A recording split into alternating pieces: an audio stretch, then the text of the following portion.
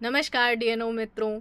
इस वीडियो के द्वारा हम ये जानेंगे कि जो आपके सुपरवाइज़र ने डेटा स्वीकार किया है वह डेटा आप किस प्रकार स्वीकार या अस्वीकार कर सकते हैं। सबसे पहले तो आपको आपके उच्च अधिकारी द्वारा आपका यूज़र नेम और पासवर्ड प्राप्त करा दिया गया होगा। आपको उस यूज़र नेम और पासवर्ड की सहायता से यहाँ पे लॉगिन करना है। जिस प्रकार मेरा पासवर्ड मुझे मेरे सीनियर अधिकारी द्वारा प्राप्त कराया गया उसी प्रकार आपको भी कराया गया होगा। अगर आप किसी कारणवश अपना पासवर्ड भूल गए हैं तो चिंता मत करिए, यहाँ पे हमने फॉरगेट पासवर्ड का ऑप्शन दिया है। आप फॉरगेट पासवर्ड पे क्लिक करेंगे। क्लिक करने के बाद हम क्या करेंगे, जब आपका यूज़र नेम बनाया जा रहा था तो वहाँ पे आपका मोबाइल नंबर को जोड़ा गया था उसके साथ। वो उसी मोबाइल नंबर पे आपके पास OTP आएगा। आपको OTP वो वेरीफाई कराना है, यानी OTP की जाँच करानी है। OTP सही होने के बाद आप अपना पासवर्ड बदल सकते हैं। अगर आपका नंबर बदल गया है या नंबर गलत चढ़ गया है तो आप अपने उच्च अधिकारी से संपर्क करके अपने नंबर में भी सुधार करा सकते हैं। अभी जैसा कि हमने यूज़र नेम और पासवर्ड डाल दिया है तो हम लॉगिन करते हैं। लॉगिन करने के बाद आप इसे कुछ भी बोल सकते हैं, डैशबोर्ड, होम पेज, जो आपके लिए सरल हो। जिस तरह मैं इसे होम पेज बोलूँगी कि ये मेरा होम पेज है। यहाँ पे आपको किसी कुछ चुने हुए गाँव में ही कार्य करने के लिए नियुक्त किया गया होगा। अब आपको जितने गांव में कार्य करने के लिए नियुक्त किया गया है उनकी पूरी सूची देखने के लिए ज़्यादा मेहनत नहीं करनी पड़ेगी हमें। हम टोटल विलेज पे जा के देख सकते हैं। जैसे हमें टोटल विलेज मतलब हमें 37 गाँव में कार्य करने के लिए नियुक्त किया गया है। हम क्या करेंगे, यहाँ पे सीधा टोटल विलेजेस के ऊपर क्लिक कर देंगे। अब जिस राज्य में हमें कार्य करने के लिए नियुक्त किया गया है वो राज्य अपने आप ही चिन्हित है। अब हो सकता है उसमें हमें 3-4 डिस्ट्रिक्ट्स में काम करने की अनुमति हो, हमें नियुक्त किया गया हो, हमारे अंडर में 3-4 डिस्ट्रिक्ट्स हो, हम एक डिस्ट्रिक्ट को चुन सकते हैं जिस पे हम अभी कार्य करने जा रहे हैं। उस डिस्ट्रिक्ट के हिसाब से तहसील भी होंगी। अब कुछ तहसील में हमें कार्य करने के लिए नियुक्त किया गया होगा, हमें उनमें से एक तहसील चुननी है। तहसील चुनने के बाद हम सेव की बटन को प्रेस करेंगे। क्लिक करने के बाद हम क्या करेंगे, यहाँ पे देखेंगे हमें पूर्ण गाँव की जानकारी दिख रही है। मतलब जिन गाँव में हमें नियुक्त किया गया उनकी पूरी सूची दिख रही है। साथ में हमें उनमें कार्य शुरू हुआ, नहीं हुआ, अगर हुआ तो किस स्तर पे वो हम यहाँ से देख सकते हैं, इसकी जांच भी कर सकते हैं। साथ में एक आंखनुमा आकृति हर एक आपको एक गांव के सामने दिख रही है।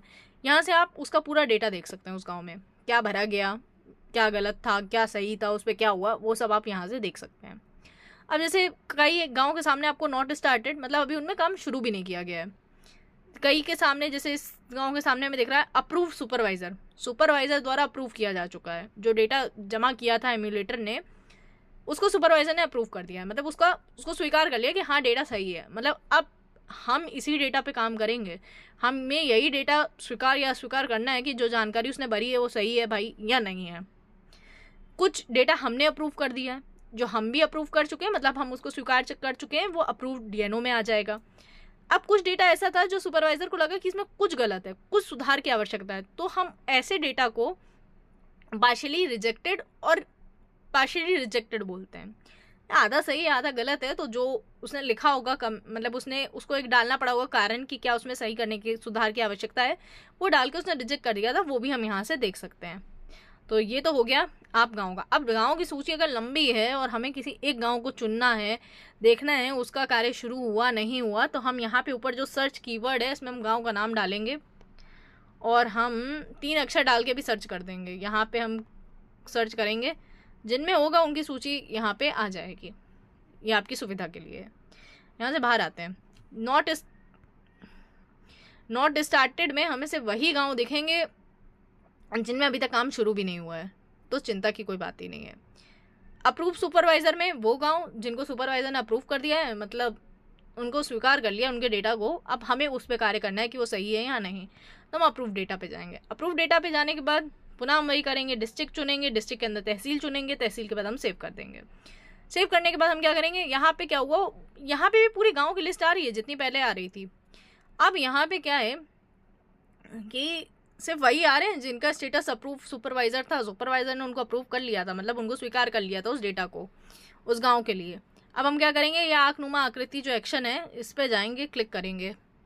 यहाँ पे हम क्या कर सकते हैं, पूरे गांव का हम डेटा एक बार में देखेंगे। देखने के बाद हम या तो उसे स्वीकार कर सकते हैं, मतलब अप्रूव कर सकते हैं, या हम अस्वीकार कर सकते हैं, यानी उसको रिजेक्ट कर देंगे। अब हम देखते हैं तो सबसे पहले तो पूरा डेटा जो भरा था वो 2 भागों में भरा गया था। एक हाउस होल्ड में हमने क्या किया था, हमने लाइफ स्टॉक की जानकारी भी भरी थी, मतलब उसके पास कितने जानवर हैं उनकी जानकारी आदि भी भरी थी। अगर उसके पास पोल्ट्री फार्म है तो उसकी जानकारी भी हमने भरी थी, तो वो हाउस होल्ड में चली गई। हाउस होल्ड में जाएंगे, क्लिक करेंगे, ऊपर देख लीजिए साफ साफ लिखा है कि सुपरवाइजर ने इस डेटा को अप्रूव कर रखा है। एक हाउस होल्ड उसने भरा है, हमने हाउस होल्ड की यहाँ जानकारी सूक्ष्म दिख रही है, थोड़ी बहुत जो ज़रूरी जानकारी वो दिख रही है। अब अगर हम जानकारी को पूर्ण जानकारी देखना चाहते हैं तो हम व्यू पे क्लिक करेंगे। व्यू पे क्लिक करने के बाद हम पूरा फॉर्म जो उसने भरा था वो हमारे सामने खुल जाएगा। फॉर्म पढ़ के देख सकते हैं डेटा सही है या नहीं। सही होने पे हम नेक्स्ट पे दबाएंगे। उसने एनिमल सेलेक्ट किया था लेकिन कोई एनिमल जोड़ा नहीं था, जानवर है उसके पास लेकिन उसमें टैग नहीं लगा होगा, हो सकता है वो जानवर सामने ना हो तो जानकारी नहीं भर पाएगा, तो आप यहाँ से वो देख सकते हैं। इस तरह आप डेटा देख लेंगे। अगर डेटा सही होगा तो यहाँ पे स्ट्रे एनिमल्स का भी डेटा दिख जाएगा। अभी उसने कोई भरा ही नहीं था कि इस गांव में कोई स्ट्रे एनिमल्स नहीं है, नहीं तो हम उसको भी देख लेंगे। हम अप्रूव कर सकते हैं या रिजेक्ट कर सकते हैं, लेकिन पूरे गांव के लिए। सबसे पहले हम बता दें कि अगर आपको किसी कारणवश इस डेटा को रिजेक्ट करना पड़ा तो क्या करेंगे। अस्वीकार करने की स्थिति में क्या करना है, आपको सिर्फ ये रिजेक्ट वाली बटन दबानी है। जैसे आप बटन प्रेस करेंगे आपसे कारण पूछेगा, कारण डाल के यहाँ पे आप कारण डाल देंगे, जैसे डेटा नॉट फाउंड करेक्टली, कुछ भी, उसका जो भी कारण होगा सही में वो डालेंगे। उसके बाद प्रोसीड कर देंगे। अगर गलती से क्लिक हो गया तो डिस्कार्ड कर देंगे। अब अप्रूव करना है, मतलब हम स्वीकार कर रहे हैं तो क्या करेंगे, अप्रूव की बटन पे जाएंगे, क्लिक करेंगे। ये हमसे कहता है कि सारा डेटा भाई अब तुम एक बार में मान रहे हो ना कि डेटा सही है। हमने कहा हाँ सही है, यस कर देंगे। नहीं है तो हम कैंसिल कर देंगे। अब देखिए विलेज स्टेटस अपडेट सक्सेसफुली, जो उस गाँव के लिए, अब उस गाँव की जानकारी क्या दिखेगी कि डेटा डीएनओ ने अप्रूव कर दिया है। अब यहाँ से वो डेटा गायब हो गया। इस तरह हम अप्रूवल और रिजेक्ट, अस्वीकार और स्वीकार कर सकते हैं। कुछ डेटा ऐसा होगा जो सुपरवाइजर ने पार्शियली रिजेक्ट किया होगा, भाई सुधार करके जमा कर देना, वो भी हम इसी प्रकार देख सकते हैं। जितने हमने अभी तक स्वीकार किए उनका डेटा देख सकते हैं। जो रिजेक्ट, अगर हम किसी को रिजेक्ट करेंगे तो उसका भी हम यहाँ पे डेटा देख सकते हैं। तो इस तरह से हम एज अ डीएनओ इस एप्लीकेशन में अपना कार्य कर सकते हैं।